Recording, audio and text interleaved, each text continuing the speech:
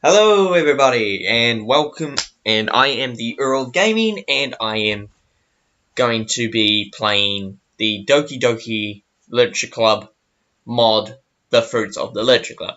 So, without further ado, let us begin. Now, about the mod, this is my first time, so please forgive me for that. But I'd also like to acknowledge okay, I'll get to the game in a moment. I'll make it full screen so you can all see it. Should see it. Okay, there we go. So everything's all set up now. I like to start off by saying this is my first time, so please give a little bit of courtesy in terms of camera quality and everything. Not even sure why I'm wearing them. I don't sort of need them. So that'll be there. Anyway, so I have previously played this game. I'm going to start new though. But I would like to, before I start, mention two YouTubers that are somewhat inspiring me to play this. The first one is Spaghetto, who hopefully you guys will know for playing Doki Doki mods and everything. Not being that great of a Natsuki fan, but yeah, so I will put his link in the description. But the other person I like to mention is Al-Dawg. I think that's how you say it. Again, well, if I butchered the name, please forgive me. I'm new to sort of YouTube and everything. But I will also link him in the description because he also does really good Doki Doki mods. So, with that being said, a previous save file has been found. Would you like to delete your save file and start over? Yes, delete. So it is now deleting. Yeah. While that's doing that. Okay. The Fruit of the Literature Club contains spoilers for the original plot of Doki Doki Literature Club. Okay. It's not going to let me be full screen for the starter bit. Oh, maybe it will. I was on the wrong side. Okay. Forgive me, I'll edit that out. Once I know how to. So, this modification contains situations that are not suitable for everyone and contains serious content. Again, I am not really I will probably blur some stuff if anything bad happens, but as much as I can, I will try and show everything. But of course, I am new to YouTube, so their algorithm may be a pain in the ass. By playing the Fruits of the Literature Club, you agree that you are okay with being shown spoilers of the original game and consent to being shown with serious and potentially disturbing content. Yes. Let us begin. That's a bit too loud. So, what you should do. Welcome everyone to the Fruits of the Literature Club. So, let's just jump straight in. So, the name. I'm going to... Actually, no. I was going to name it Scrub Pipe because that's what I've been doing all the time to honour Biju Mike, who is another YouTuber I look up to. But no, I'm just going to call him Earl. But with my twist of a name with the J instead of an L. Anyway, it's a somewhat common name and everything. Anyway, the morning sun hits my eyeballs, causing them to squint shut. Having my experience, I'm used to them, but nevertheless annoyed. This is one of the few times, and I mean few, I wish I had longer hair, to block out the sun from in my eyes. But unfortunately, I am maintained to keep my hair below a specific length. The rhythmic sounds of the train hitting the rails remains a reminder of where I am destined. I look out the window that I happen to be sitting next to and look into the city. The stories I've heard about this place. When I found out I was coming here, I'll tell you now, it left a sour taste in my mouth. The train begins to lose momentum, signaling our arrival momentarily.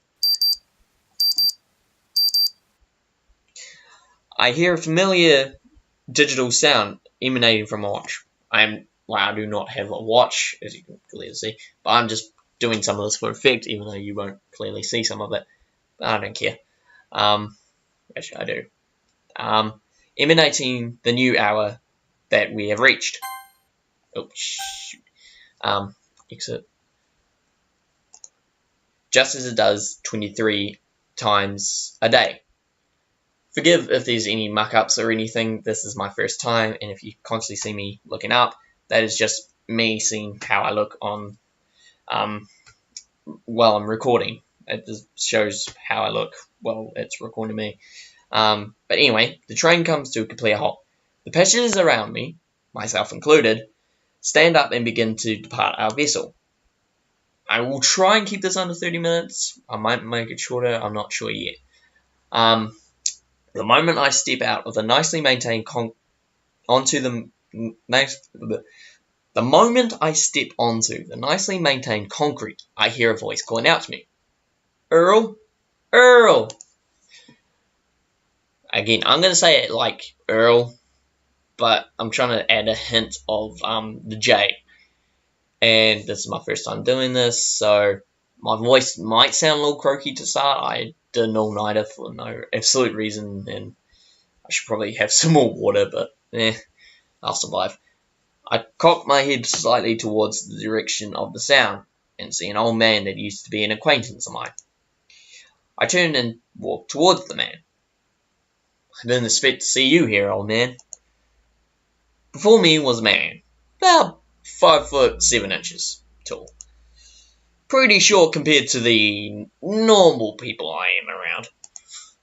His wrinkled face and squinted eyes turned into a genuine smile at the sight of me. Same with you. What are you doing here? Literally just got into town. Oh? You here for anything special? One of his eyebrows lifts up. Nope. Just here to go to school. His face changes. It looks as if he's surprised. And what's that face for, old man? Never thought I'd hear those words coming out of your mouth, Earl. Back in, well, you know. You weren't so spry to go to school. That I was not. But times have changed, and I'm ready to go to a normal school for once. His smile returns. He pats me on the back with an all-too-familiar pattern. Well, that's great. Great. And what are you doing here? Well, I'm retired. Came out here to live with my daughter and her kids. Daughter? Now, there's something I didn't expect you to say. Well, everyone gets old and needs to settle down eventually. Yeah, but I never thought you would. I expected you to remain with the majority of us until you finally gave out. Well, here I am. Do you have a place to stay? Yeah, I have a house somewhere near the school. Eastern end? Northeast. Ah, I know it. Need a ride? Well, I didn't have any other plan. So you're gonna walk there? Pretty much. Where is your luggage? Everything I own is on my bag. It's on my back. Bag. Yeah. I point one of my thumbs to the black Calvia backpack I have securely strapped to me. You always did travel light, didn't you? Easier to disappear when necessary. He chuckles. Come on. Let me show you to my car. By your leave, then. The old man had a pretty stylish car. My father actually used to have one of these. 69 Mustang. How do you even afford that? Yeah, she's a beaut, isn't she? Is this how you spend your retirement fund? Oh, no. Still have a good half left. So out of the 800 grand they gave you, you've spent over a quarter of it already. Goods ain't cheap. as well as this sexy thing of a car. Black Mustang accelerated onto a turnpike, and eventually into a city street. When we departed the train station, I expected it to be a short ride to the place I'm living at. But boy, was I wrong. Very wrong. It turns out the train station is about a 15-minute straight drive on the freeway. Doesn't seem that much if you're a driver, but if you're walking, like I was planning to, that would have taken as long as 3 hours. I am going to change it, and I am going to point out, if I can actually notice them, spelling errors. Forgive, this is my first time. The convenience of a freeway allows drivers to get across great distances at greater speeds than normal roads. So you still on Ashley's detail? The idol? I left that a long time ago. Trouble from up? Nope. Just as I could then. So in short, you wouldn't need any more. Pretty much. Bummer. I didn't socialize well with others, especially with a teenager with a slight degree of popularity among even more hormonal teenagers. Sounds to me like you had some drama with this girl. I have no idea what you're on about. I look back towards him, a casual glare in his face. Oh, come on! Don't tell me you didn't try to get with her. Are you serious? No! Good, because you know that wasn't allowed. And still isn't to this day. That, I don't really have a need for any type of relationship right now. Or at all, if I really look at it. You will eventually. Doubt it. We remain quiet for a few moments. I keep thinking on my comment about a relationship. It's not like I don't want one. It's just the fact that, in the position I'm in, it would have a lot of unnecessary stress. It's not every day I can just breathe and live a normal life, day by day. Every day has a small amount of repetitiveness to it. But that's a story for another day.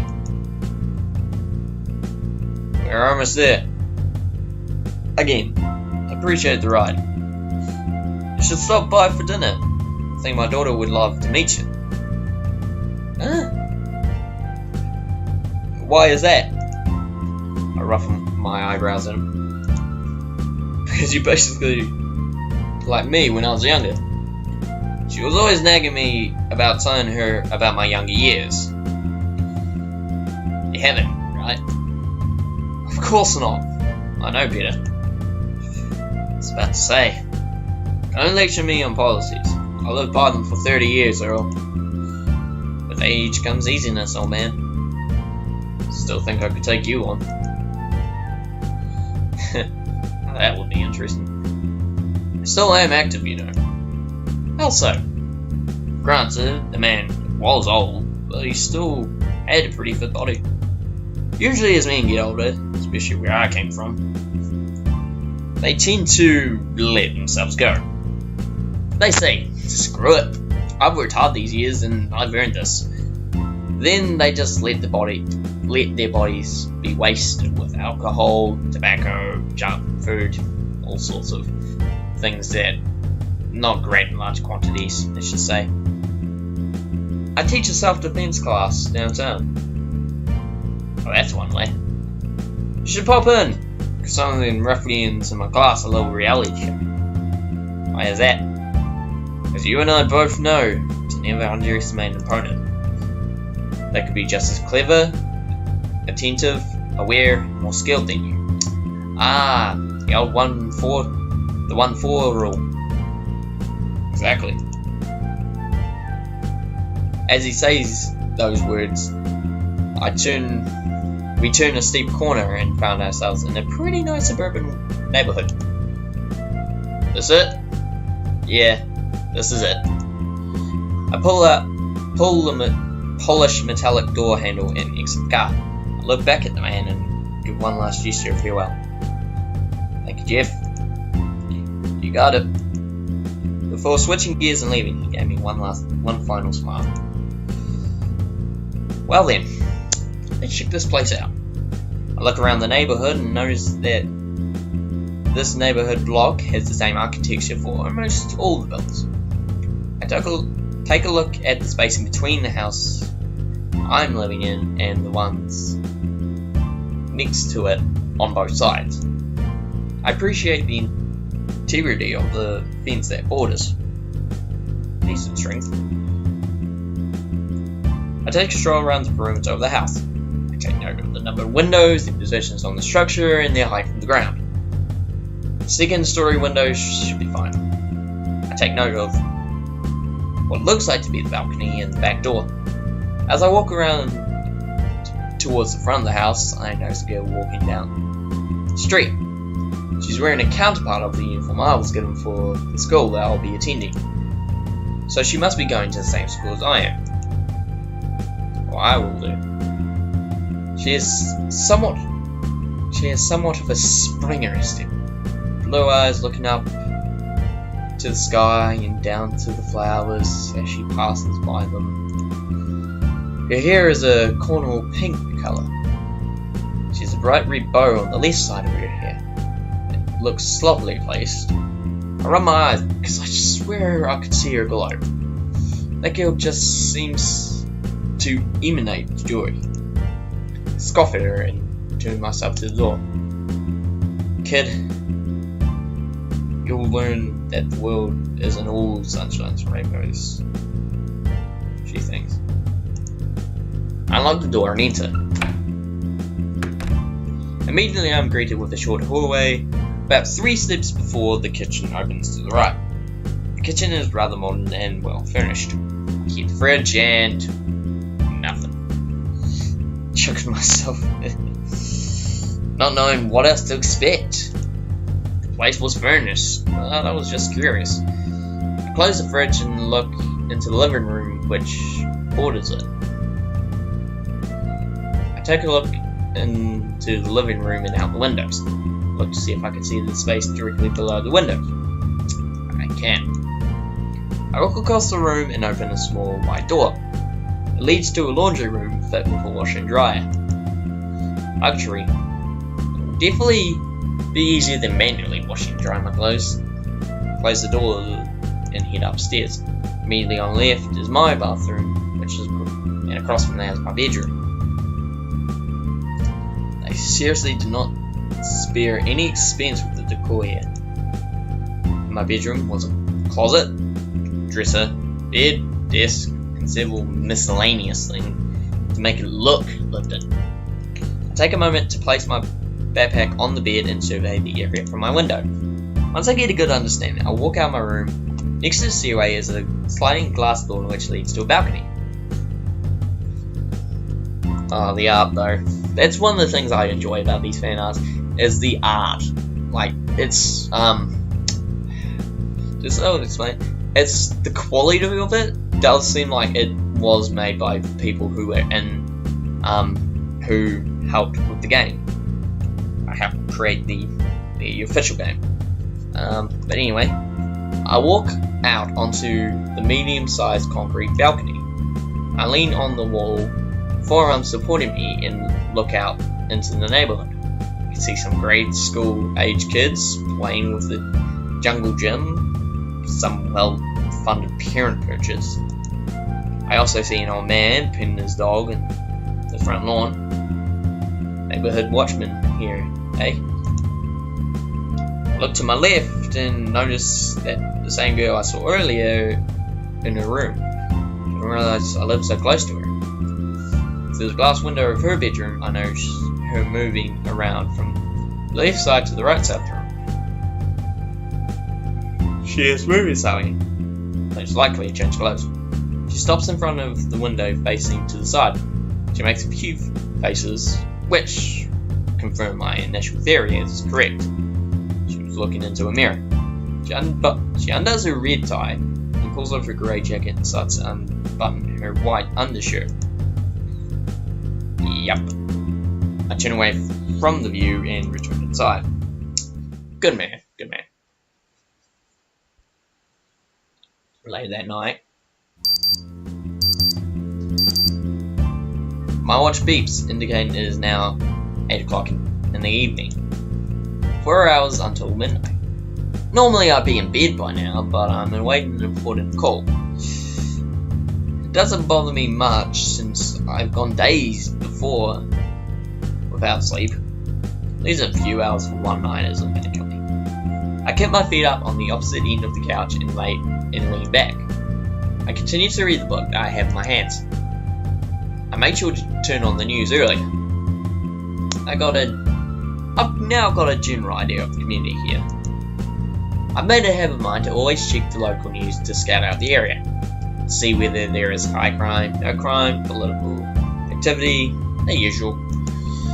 I'm not a big fan of politics, but knowing the local debate helps me understand the people better.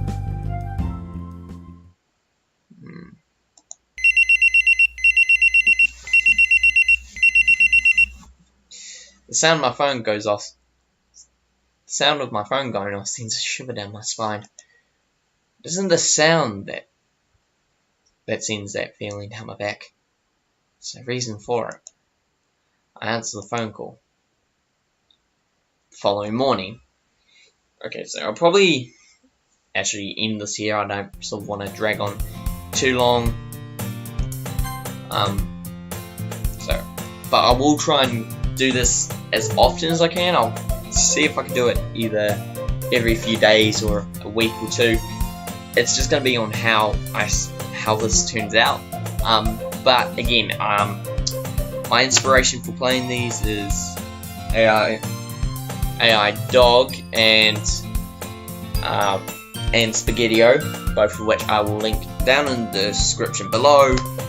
But without further ado, thank you everyone for watching me play this mod for the first time.